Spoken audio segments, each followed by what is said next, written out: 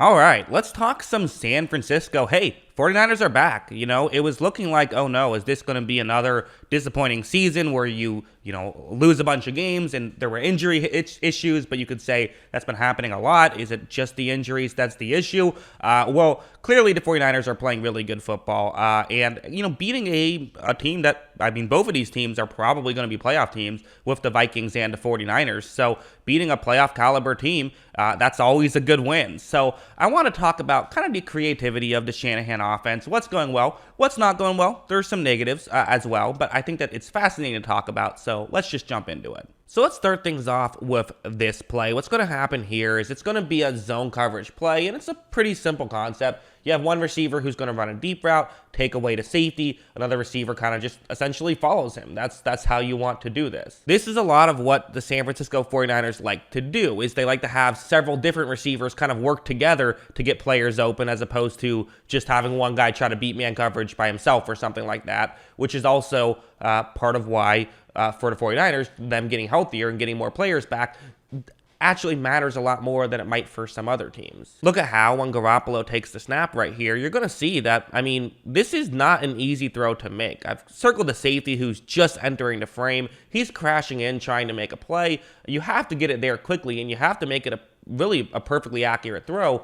And for Garoppolo, listen, he's not a superstar, but he can, for the most part, run an offense. And I've always kind of felt about Garoppolo, you take his worst couple plays out of every game, he looks like a fantastic quarterback. It's just he always has those few bad plays. But look, that's a perfectly accurate throw, and that's why you want Garoppolo in there. That's the value Garoppolo brings. That's a play that, someone you sign off the street does not make that play. Garoppolo was able to do so. So that's what you like, and also that's kind of the Shanahan scheme. Usually it gets guys more open than that, but even when it doesn't, it's nice to have a quarterback who can thread the needle a little bit. I thought he did a good job of that in this game against Minnesota.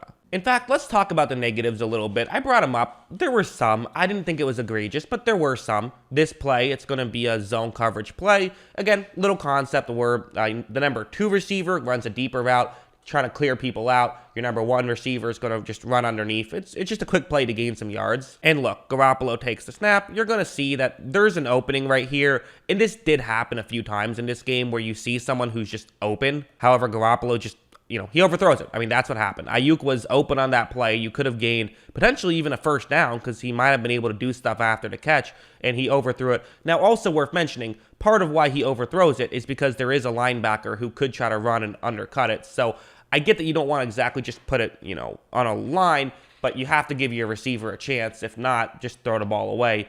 He didn't give Ayuk a chance there. Also, the interception, which, at first I thought was a bad play by Garoppolo. I now kind of think that it was kind of just a good defensive play, which sometimes, we always like to say, oh man, quarterback threw this interception, threw that interception. Sometimes a defender just makes a good play, and that's kind of what I feel like happened here. It's a 3rd down and 12, so you see this route, and it actually makes sense against this coverage. It's a cover 1 blitz, so no one's over the middle of the field. You kind of make the catch right in front of the first down marker, and then hope that your receiver can get over the first down marker. The issue is that the safety on this play is Harrison Smith, who, he has great ball skills. He's very aware at all times. He's really, one of the real underrated players in the NFL, in my opinion. Because watch how when Garoppolo takes the snap, he is going to make this throw because it did get open. Deebo Samuel won his one-on-one matchup. The issue is just that Harrison Smith can kind of step in front because he just read this play well, which also means there's no real safety deep, but he just, he read the play well.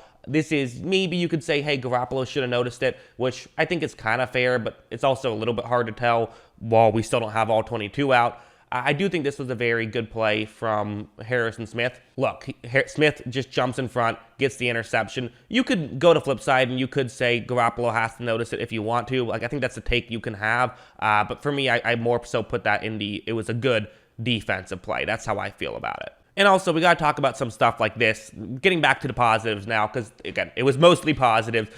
This is just a great play. It's a great design by Kyle Shanahan. It's a great design by San Francisco. So you're going to have zone coverage. A receiver's going to run deep, and you have a play action. And typically what you do with play action is you get linebackers to move in, so therefore you can throw over the top of them. Well, now Shanahan, he's kind of going to use that against Minnesota. Use the threat of that's what they like to do against Minnesota. And I'll show you what I mean. Garoppolo takes the snap, he runs the play action, and you see that Minnesota linebacker is out of position right here, right? He stepped in, now he has to get back, his back is turned, he's just running. He's convinced at this point the ball is coming in that direction because with San Francisco, that's what you do see a good chunk of the time. However, it is not happening here. They're instead going to have another receiver who's going to kind of run underneath. That's going to be Brandon Ayuk.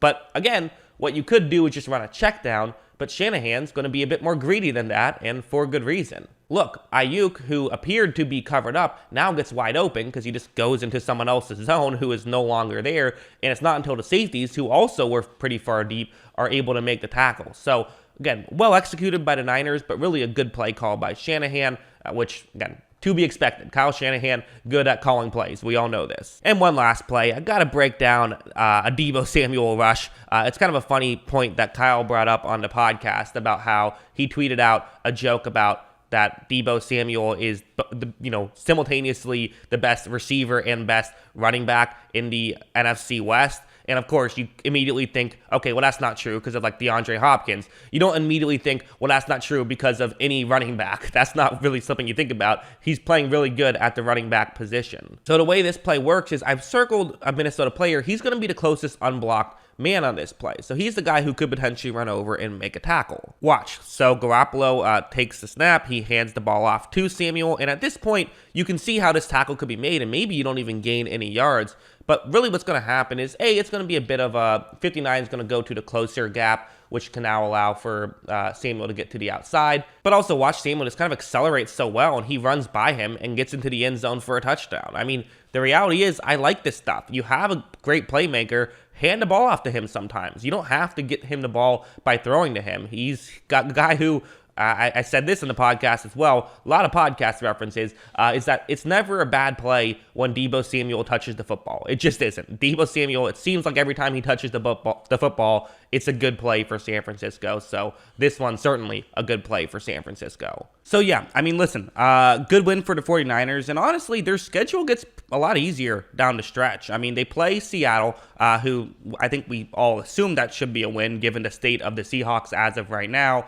They play Cincinnati, which that'll be tough. That's a coin flip game. They play Atlanta, who they should beat. They then play the Titans, who, Titans are banged up. How healthy will they be? That could be a win. They play the Texans. That should be a win. And then finally the Rams, week 17. That should be a good game. But you have a real chance to, when I did my sort of predictions, I did the ESPN playoff machine thing. I'm going to make a video about that tomorrow. I had the 49ers winning 11 games, going 11-6 total. So if that happens, I mean, this has been quite the turnaround. I do think the 49ers are a very good team, and they're playing good football right now. And when they've gotten healthier, you have seen just a big jump in really, their offense, because we looked at that game where they got killed by the Colt McCoy-led Cardinals and kind of thought that they just sucked. And from that point on, they've just been dominating, putting up 30-plus points in every single game. So really good stuff from San Francisco. That's what I think. And what do you guys think? Let me know in the comments below. Always love hearing from you. And of course, as always, thanks for watching.